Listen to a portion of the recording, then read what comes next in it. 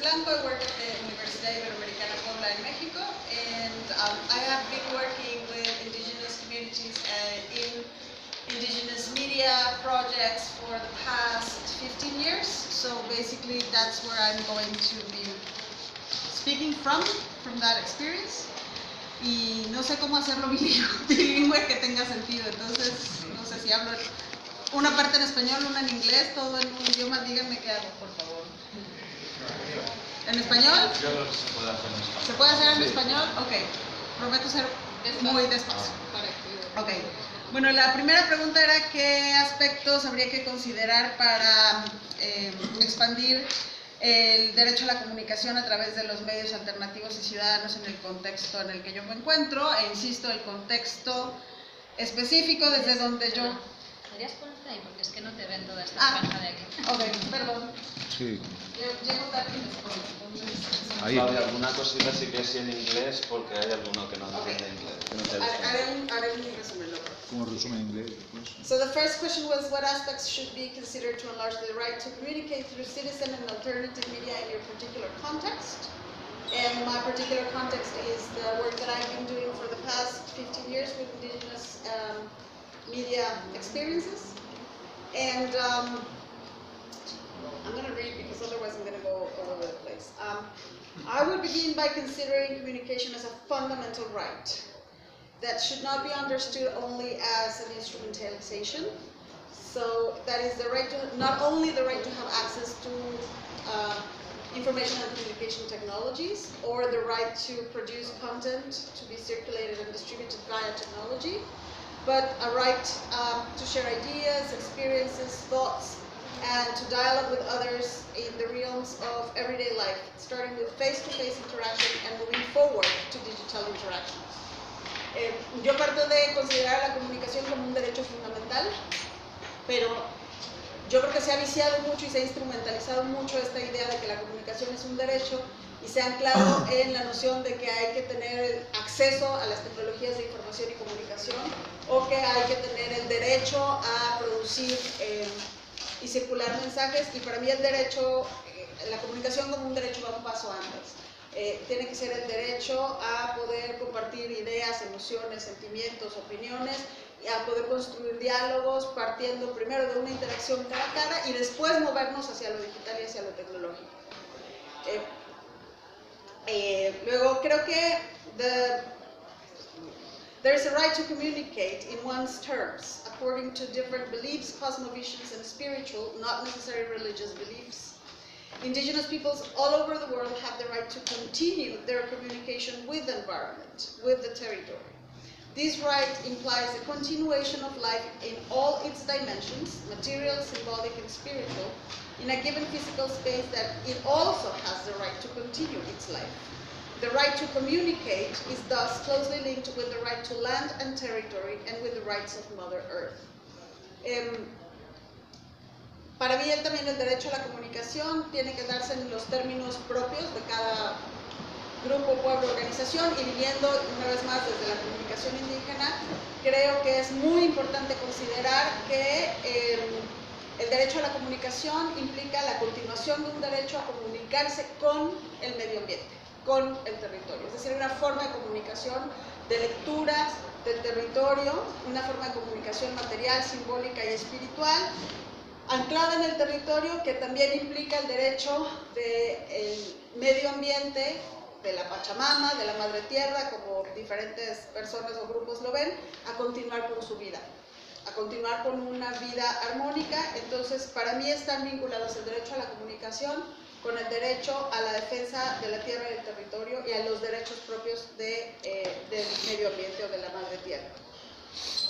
The reading of messages sent by rivers, mountains, plants, trees, oceans, and all sorts of animals, and their interaction with these elements is a necessary task to keep in some places and restore in more places the balance that makes life in this planet possible. Y aquí es en donde yo sé que a veces se complica, pero para los pueblos originarios hay una lectura y hay una forma de comunicación con las plantas, con las montañas, con los ríos, con los océanos, con los ecosistemas, con los árboles, con los animales, y todo esto es necesario entender que es una forma de comunicación también y que tiene que estar que tiene que protegerse en algunos casos y en la mayoría de los casos trabajar fuertemente para poder recuperar el balance o el equilibrio que es necesario para hacer la vida en este planeta posible. Citizen community and alternative media produced by indigenous peoples have the task to be useful means to convey this right to both indigenous and non-indigenous peoples, as well as the nefarious consequences of not respecting it to both indigenous and non-indigenous peoples. They need to be able to deliver cultural translations of different epistemologies and ecologies to create a true dialogue that brings people closer amongst themselves and with nature. Y ahora sí, los medios comunitarios, ciudadanos, indígenas, que se hacen o que se producen desde los pueblos, están trabajando fuertemente y creo que consideran una necesidad muy importante de usar estos medios de comunicación para poder comunicar estos derechos comunicativos y derechos, insisto, de comunicación y de la defensa del territorio, no solo al interior de los pueblos. Al interior de los pueblos ya, o sea, la gente lo sabe, aunque tampoco hay que romantizarlo, pero hay que comunicarlo hacia las poblaciones no indígenas, para que eso quede mucho más claro y se pueda realmente comprender, y también para que se entiendan las consecuencias nefastas que hay de no vigilar y no cuidar estos derechos. Por eso creo que tiene que hacerse un papel como de traducción cultural constante para poder expresar con suficiente claridad las diferencias en epistemologías y en ecologías de pensamiento que pueden acercar estas miradas. ¿Contesto las tres preguntas? No, porque no vamos. Y mejor sí. A una para hablar sobre lo mismo las tres. Okay. Sí. Can we do that, Dorothy? Can we just answer each instead of me going through the three questions, all answering each question at a time? Pronto ya la Engaging dialogue? I don't know. creo que al lado segundo hay una silla Sí. para que te vean más de yo aquí te veo. Bueno, pues hagamos eso, ya lo correccionamos. Bueno, yo también intentaría hacerlo de Claudia, so first in English and I just want to say that we, three of us spent, four of us, spent the last 2 days in a very interesting seminar in London, in the City University of London, the first day, talking about politics and communications in Latin America. And yesterday we were talking about, well, we had many different topics to talk. And I want to mention this at the very beginning because I think it's very important. We are part, some of us, of a very interesting network called Red Cambio, which is the network of programs and scholars interested in communications, social change, communications, democracy, and social change. So we were yesterday talking with the people from the Anglo-Saxon world, inviting them to join us. And we know we have this problem of the language sometimes. Language is always a problem to join together and work together.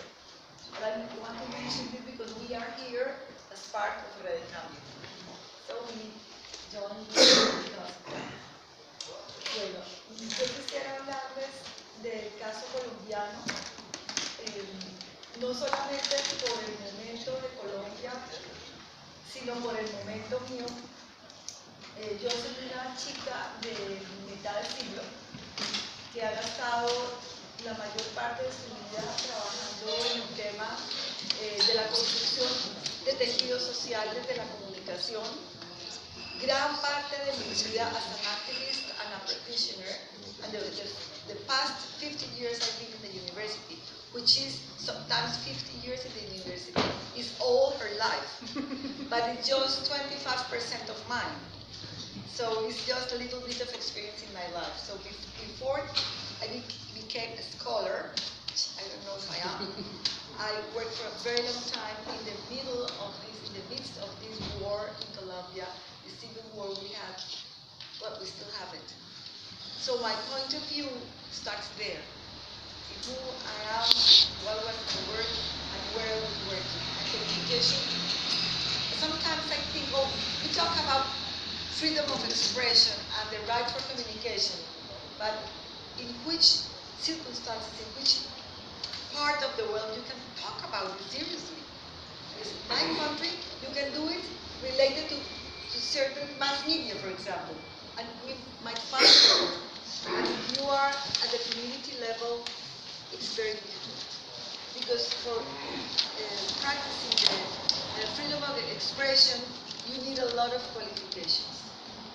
You first need to be recognized as a citizen. And in a minimum equal situation and rights. And most of our people, in many places in the world, they have not this circumstance. Entonces, hablar del derecho a la comunicación en la vida real implica mirar otras cosas que están relacionadas con las condiciones reales de vida de la gente y sobre todo de su capacidad para ser reconocidos como sujetos sociales, como interlocutores cuya palabra tiene un valor. Y cuando llegas a este punto, you're up to this point, you realize that because you don't have enough education, or because your cultural group is very isolated, or particularly affected by things like growing coffee, for example, in my country. Porque parte de nuestro problema es el tema del narcotráfico. La guerra de Colombia es una guerra básicamente por recursos de tierra, de minas, de minería, de agua, de desarrollo industrial, en fin, pero la escondemos por debajo de una guerra política, de una guerra sociopolítica, digamos, que esconde este problema, ¿no? Lo esconde. Y en eso están involucradas las comunidades. Para acabar de hablar del contexto, Colombia, como muchos países del mundo, es un país de regiones. Y en cada región, la cultura es distinta, las condiciones son distintas, la economía es distinta y la guerra es distinta. Entonces, mi experiencia ha sido en lugares muy aislados, very isolated, in the heart of the territory of my country, but absolutely isolated. Plenty of gold mines, of coca growing, of water, the fountains, but very poor. In the midst of these lots of natural resources, these communities are very poor. Aquí, el derecho a la comunicación fue reconocido a finales del siglo pasado, alrededor del año 90, porque íbamos a hacer una constitución nueva. En la constitución antigua teníamos una cláusula sobre comunicación que era libertad de prensa. ¿Sí? Libertad de prensa. En el año 91 tuvimos la segunda constitución y hicimos un gran movimiento social. Las ONGs, yo entonces trabajaba en una ONG que se llama CINEP y que es muy conocida en Colombia por su trabajo en comunicación comunitaria y su trabajo político, su lectura del país permanente, es muy interesante. Pero en ese momento las radios locales y comunitarias eran prohibidas. No se podía emitir, solamente los grandes consorcios. Sin embargo, había más de 400 experiencias en Colombia de radio local que llamábamos pirata, que emitían localmente su programación y que cada vez que el alcalde o la policía de la región estaba de mal humor, iba, la cerraba y le quitaba todos sus equipos. Frente a eso, entidades como CINEP y como muchos otros, incluyendo UNICEF, incluyendo UNESCO, incluyendo gente del Ministerio de Comunicaciones, hicimos este movimiento para legalizar la radio. Y coincidió con la nueva constitución, hoy la Constitución colombiana tiene 6 artículos que garantizan el derecho social a la comunicación y a los medios, que es un triunfo. Pero, ¿qué pasó? Que ahora tenemos un doble discurso. El discurso legal de reconocimiento puede funcionar, opera, ¿sí? Y por el otro lado, te pone todas las trabas y los inconveniences to work. So it's very difficult for them to keep as community radios. Because, for example, they don't have any money, and they cannot get money from their environments because they are very poor environments. They cannot have advertising, for example. So how are they going to work? And we have also these ideals, amazing ideas in Latin America, like Radios Mineras from Bolivia. That they were funded by the people who were part of this, they were mine workers, and they put a cent every month for the radios to work. And these are our examples, but we could never have this. We are a different culture. So, it's a very weird situation because legally we are pioneers in Latin America, having all these regulations, and it's supposed to be the protection of the state, but in la práctica no hay eso. Entonces, estamos enfrentados y yo creo que eso es muy fácil de que suceda en cualquier parte, que uno dé una lucha por legalizar algo, por legitimar algo, legalizarlo realmente porque legítimo siempre es, pero por el otro lado no haya condiciones de fomento, no haya condiciones de apoyo. Entonces, los radio producers are in the midst of these contradictions, you know, and they feel like it's their sense of life is to try to download through the community radios the right of expression, the right of communications, that as we are supuestamente un país democrático, ¿cierto? Y nosotros nos declaramos como una de las instancias fundamentales de la democracia, porque si no tenemos el derecho a la palabra y a la expresión propia, no existe la democracia. Entonces, community radios, as other community media and as other ways of production, community production for media, local media, are essential for democracy. And that's what we would really like to get some time. ¿Alonso? Hablar un poco de Brasil, yo creo, I think that people are very really not interested about to know what's happening in Bolsonaro. I'd like to thank Alejandro and the team involved in this meeting. I talked a lot with Alejandro, am I or not, and how can I speak a little bit about Brazil. Quería hablar un poco de lo que está pasando en estos últimos años en Brasil con nosotros, con colegas de todo el mundo, porque es una situación muy rara y al mismo tiempo no parece ser poco importante, un problema local.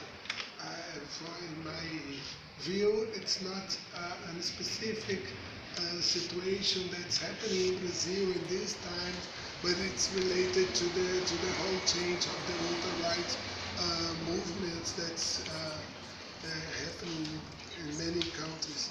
Well, I try to be organized and then to answer the questions that Alejandro gave to me. Y quería contestar la pregunta que Alejandro me envió. Y de primero, creo que aunque la ascensión de Bolsonaro al gobierno nos eleva al pesimismo en Brasil como estamos, la realidad puede ser aún peor. En Brasil decimos, no dudes del fin del pozo, porque el pozo puede siempre llevar a otro sitio, y no hay fin de este pozo. Por ejemplo, nosotros vivimos la situación de las radios comunitarias en Brasil. Nunca fueron buenas. Hay muchas radios comunitarias, interesante porque parece una paradoja, pero al mismo tiempo que hay muchas radios comunitarias, no hay una regulación que permita la existencia legal. Entonces, at the same time, there are many community radios there in Brazil, like officially we have almost 5,000 radios. Okay, but most of them are not essentially community radios because they are related to different kind of proselytism, different facilities in relation to the politicians to get the licenses. So, entonces, estas radios, esas casi 5,000 radios, tienen facilidades para conseguir las outorgas y con políticos o con iglesias y tal. Entonces, al mismo tiempo, es una situación muy débil. Y eso se pasa desde 98, cuando tuvimos nuestra ley de radios comunitarias. Como Amparo dice, hay una ley y la ley divide la situación entre lo que es posible y lo que es deseable. And the law makes this thing happen. The situation we want to be, the situation that we can be exactly. And in Lula's government and Dilma's government, of course, social movements at all, the specific community radio and communication democratization movement expected to have another kind of opportunities, like a window of opportunities, ventana de oportunidades políticas para cambiar la ley. Y eso se fue pasando desde los 2 mandatos de Lula y 1 y medio de Dilma, al mismo tiempo en que había en el contexto general un presidencialismo de coalición, como decimos. In Brazil we had the hope that with Lula's government and Dilma's government we could shift into a more democratic law in relation to community radio and also community TV. We don't have a community television law specific for like a sound and image radio diffusion broadcast. In the same way, we kind of have a coalition presidency in Lula's and Dilma's government till the end of the Dilma's second mandate, as you know, for a process of a coup. And then the situation of community radios get worse since then. La situación de radios comunitarias se pasó a pior. Pero ¿cómo se pasó a pior? Ahora tenemos en realidad, procesos políticos que están tramitando en el Congreso, incluso en el Supremo, en nuestro Tribunal Constituyente, que es Supremo Tribunal Federal. De primera, el Supremo ha aprobado el proselitismo, o sea, es posible una radio comunitaria hacer proselitismo. Ustedes saben lo que es proselitismo, ¿ok? Tranquila, es la misma palabra, ¿no? Proselitismo es la cosa que hace con que una radio comunitaria no sea comunitaria. Así es. Y nosotros sabemos porque estamos en el mismo campo. La gente del Supremo no reconoce eso porque, bueno, si hay radios diferentes, se puede tener una radio que sea de un determinado tipo y tal.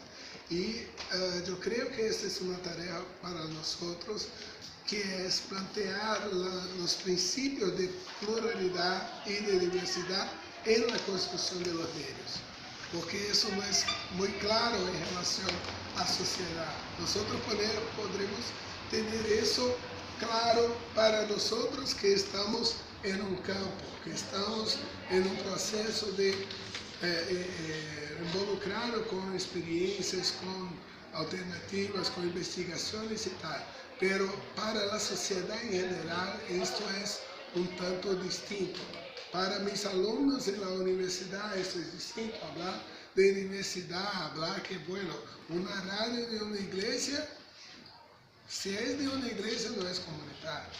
Si es de un tipo de animador, de un empresario social local, no es comunitario. Si es de una persona no es comunitario. Pero la gente, bueno, él es tan bueno, él moviliza a la gente, ¿sabe? Y eso hay que aclarar, eso es una tarea que nosotros como investigadores, como activistas, necesitamos plantear en estos procesos y ahí estamos. Como Amparo ha hablado, yo estuve organizando también un workshop de ese seminario en Londres acerca del tema grande fue medios, nuevas tecnologías y desarrollo en América Latina. Y incluso esta tentativa de acercar a la gente del Reino Unido, en principio, de los que están estudiando allí, medios comunitarios, desarrollo y tal, con la gente que está en investigación y también activismo en América Latina. Fue muy interesante. Yo creo que es un proceso de enfrentamiento a lo que está pasando a nivel mundial. Entonces hay que construirse redes mundiales. Y ahí, claro, eso, por ejemplo, con que se pasa con la red de cambio, con que está se construyendo con la RECAP, con el trabajo que va a ser presentado del mapeo de medios comunitarios de Argentina. Estaba hablando con Ana lo complicado que es mapear las radios comunitarias en Brasil, porque si hay un sistema que pone para a gente casi 5.000 radios comunitarias, en realidad nos muestra lo que son las radios comunitarias exactamente, porque muchas se van a desobediencia civil, muchas otras no tienen otorga porque el Ministerio de la Comunicación no les da experiencias. Y hay una otra movida que es en relación a las nuevas tecnologías, a los medios sociales. La gente, los grupos se mueven a la internet y a Facebook, YouTube y otras agrupaciones que son modos nuevos de construcción del capital en los medios que afectan el comunitario, que afectan por la tecnología digital, la capacidad de poner nuestros datos a disposición. Pero ahí es un poco de la charla que va a haber en el otro canal. Pero creo que nuestro desafío es entonces hacer estos mapeos y estas redes y trabajar con la gente, incluso no solamente del movimiento comunitario, del movimiento de comunicación, sino de otros movimientos que están trabajando con cuestiones, por ejemplo, indígenas, de género, ambientales y tal, para que tome la comunicación como una herramienta importante. Creo que es eso. Gracias.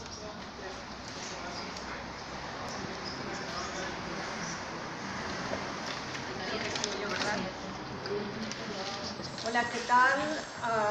Gracias Edison, gracias Claudia, gracias Amparo. Gracias a los organizadores por invitarnos a este espacio tan interesante en el barrio de Lavapié. Es un barrio muy intercultural, muy diverso. Y bueno, me gustaría platicarles un poco sobre las 3 preguntas, un poco cómo llegué a hacer este tipo de investigación que hago. Yo vivo en la ciudad de San Diego y trabajo con indígenas migrantes de México que viven en California. En California hay alrededor de 200 a 500,000 indígenas oaxaqueños, nada más. El conteo es problemático, como ustedes saben. Ellos han tratado de contarse en los censos, han estado haciendo muchas campañas. Este censo que viene en el 2020 quizás sea más problemático por todas las cuestiones de Trump, que quiere una pregunta de ciudadanía, pero ustedes entienden la razón por la que quieren contarse, ¿no? Porque ellos llegan a los Estados Unidos. Recuerdo mucho una anécdota. Estaba yo platicando con Rufino Domínguez, que ya falleció, era el líder, uno de los líderes del Frente Indígena de Organizaciones Binacionales. I'm just going to switch quickly to English. I am in I'm in San Diego, and I work with indigenous migrants in the United States. Indigenous migrants coming from Mexico, and one of the things that I was going to share with you was an anecdote, a question that I asked one of the leaders of the Indigenous Front of Binational Organizations, who I asked him,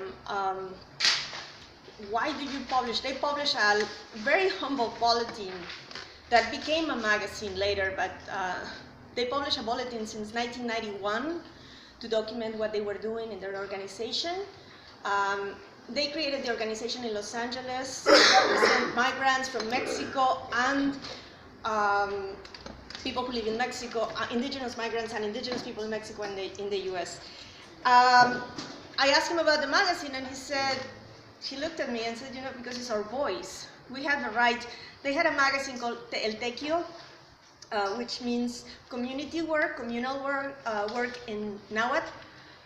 And they said, well, this is all right, because the medios en español, they don't pay attention to us. They discriminate against us. All the ethnic media in Spanish, indigenous migrants don't feel that represented, right? So they carry all the prejudices that they live with in Mexico, right? The racial discrimination that they live with is reproduced in a different context in the international arena. So they are very aware, están muy conscientes de esta discriminación que reciben del mundo anglosajón, pero también de los mestizos, ¿no? De la gente mestiza de México, que viene gente como yo. Y bueno, en algún momento me tocó que me dijeran, ya con el trabajo más en la organización más cercano, más de años, tengo 12 años trabajando con diferentes organizaciones migrantes, ¿cómo les dicen a los mestizos en mixteco, ¿no? Cuando viene acercándose un mestizo como yo, y un naja, es un mexicano, un mestizo, ¿no? Alguien con el que no quieren hablar. ¿Por qué? Pues por razones obvias, ¿no? Bueno, a partir de esto yo comencé a documentar no solamente prácticas mediáticas, sino prácticas culturales y también prácticas de recuperación y revitalización de la cultura indígena. Mi investigación y mis paradigmas epistemológicos también eran muy occidentalizados. Empecé a trabajar con la esfera pública, fue muy... no pude. Al final tuve un poco que hacer antes de leer el trabajo de Claudia, el trabajo que se hace en Colombia mucho con prácticas de revitalización de la cultura. Tuve que hacerlo también un poco intuitivamente, ¿no? Desaprender lo que había aprendido en la academia y aprender de la gente que estaba diciéndome lo que me dijo Rufino Domínguez, ¿no? Que es muy importante tener representación, y una representación digna también, que la gente sepa quiénes somos.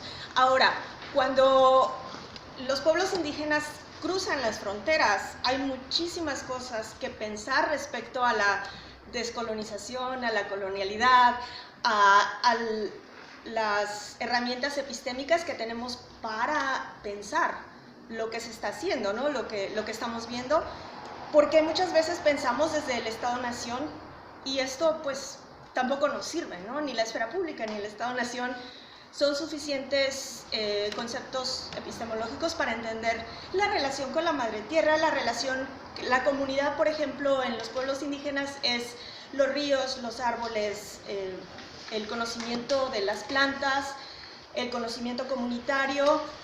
Y una de las prácticas de revitalización, que yo diría también es una práctica mediática y una práctica de comunicación, es sembrar milpas urbanas para que se transmita también a las nuevas generaciones que ya nacieron en contextos urbanos, no solamente en los Estados Unidos, pero también en México, que se transmita el valor de la alimentación, y de la cosmovisión que tiene que ver con la milpa, ¿no? Y con esta relación de la comunidad con la naturaleza, que también los árboles, los ríos, las plantas son parte de la naturaleza y de la comunidad, y la comunicación con ellos es importante, y también los muertos, ¿no? Entonces, bueno, estaba con todo este escenario. Obviamente la manera de abordar la comunicación tuvo que ser más amplia, ¿no? I had to come to a more wholesome way of explaining, and it was difficult because again I'm from Mexico City, and I went to UNAM, to a very westernized university, and then I studied in the United States. It was very westernized, although we work with critical theory, but still critical theory needs to be decolonized. So, because, you know, it's about power and it's about Marx. I mean, I'm often called Marxist, which I don't mind, but indigenous people were communal before Marx, right? Anyway, but this is just to explain that this is very wholesome, right? The right to communicate and the right to be represented in a dignified way, right? This is very, very important for indigenous people and indigenous migrants, and they try to use any kind of media that they can put a hand on. Right now they're revitalizing the Tequio that went on hold for a while, but they are doing a podcast which is very, you know, about identity. They are doing the podcast in Zapotec, Mixtec, Spanish, English, and Maya, and they're using rap music. The young people, they're doing a lot of transnational rap singing, and all the channels that you can think of, Twitter, Facebook, YouTube, are used in a very wholesome way also to communicate, right?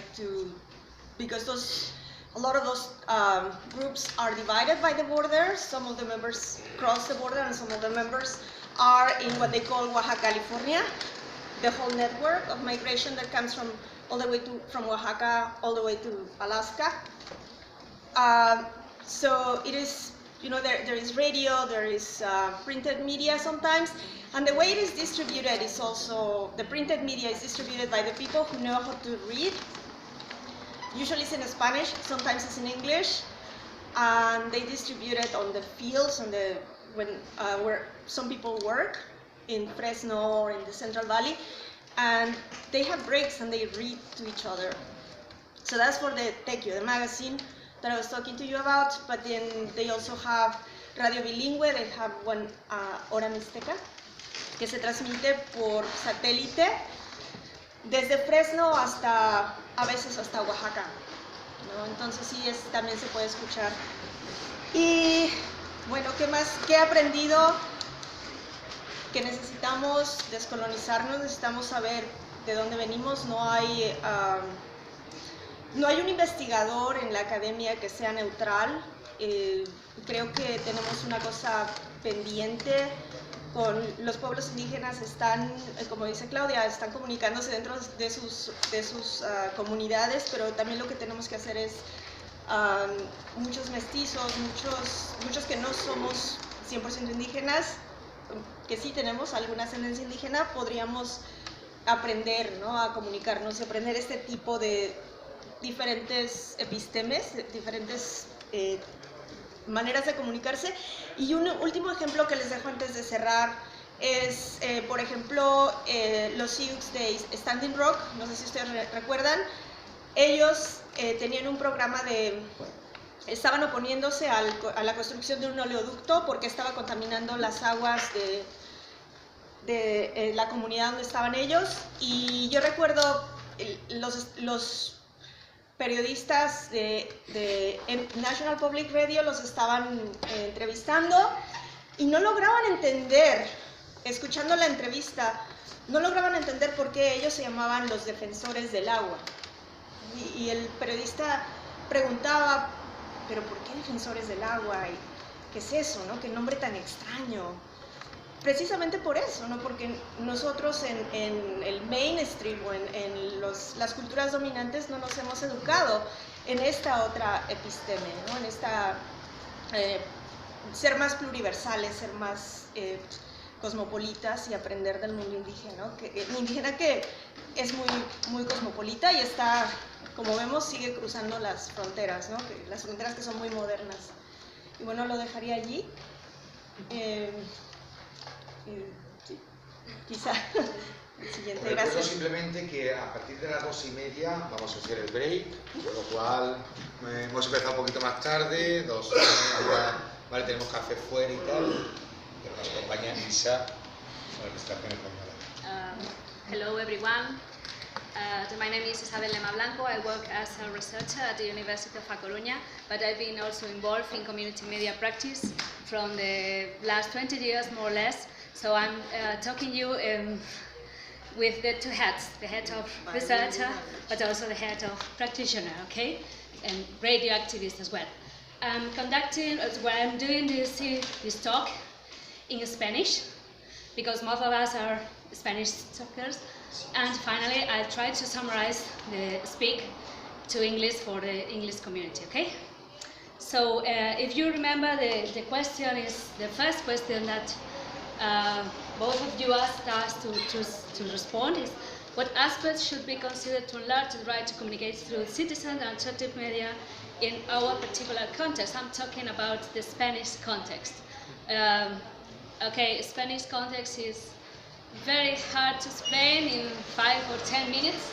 Sorry if I try to shorten the situation a bit, but I want to say that in order to enlarge the right to communicate in our country, we need to sort out the current barriers and also to tackle the current issues. And it's not easy for us to do that, but we are working on that, and I think that we have been several fights against the state, because community rights the right to communication is recognized in the Spanish Constitution approved in 1979, but for the community media this is not realized. Ahora lo digo en español. I was positioning everyone in the talk. So, lo primero que os quería decir es que el derecho a la libertad de expresión, el derecho a la comunicación está recogido en la Constitución española, que se aprobó en 1979, pero que en todo caso hay que destacar que los medios comunitarios en España han sufrido históricamente de una falta de una regulación apropiada, especialmente si hablamos de los medios de comunicación audiovisual, concretamente la radio y la televisión. Contamos a nivel estatal, más o menos, con más de 100 radios libres y comunitarias y 2, 3, 4 televisiones comunitarias. No es demasiado, y la mayoría de los medios comunitarios libres y comunitarios ciudadanos de este país, que son propiedad de la ciudadanía, que no son propiedad ni del Estado ni de empresas con ánimo de lucro, pues sufren una ausencia de seguridad jurídica, de seguridad legal, y que pone en compromiso el mantenimiento de su actividad, ¿no?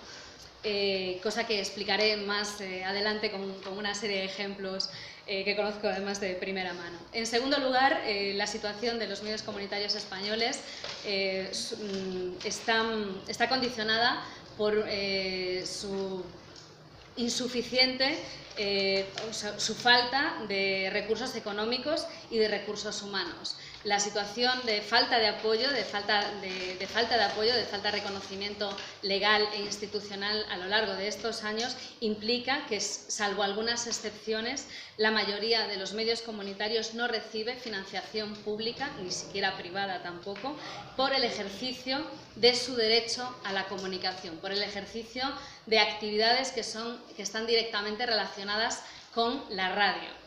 Es cierto que muchos de estos medios comunitarios reciben financiación por el desarrollo de otros proyectos sociales, otros proyectos comunitarios, otros proyectos de participación con la ciudadanía, pero que no están directamente vinculados al ejercicio de la radio, es decir, al empoderamiento ciudadano a través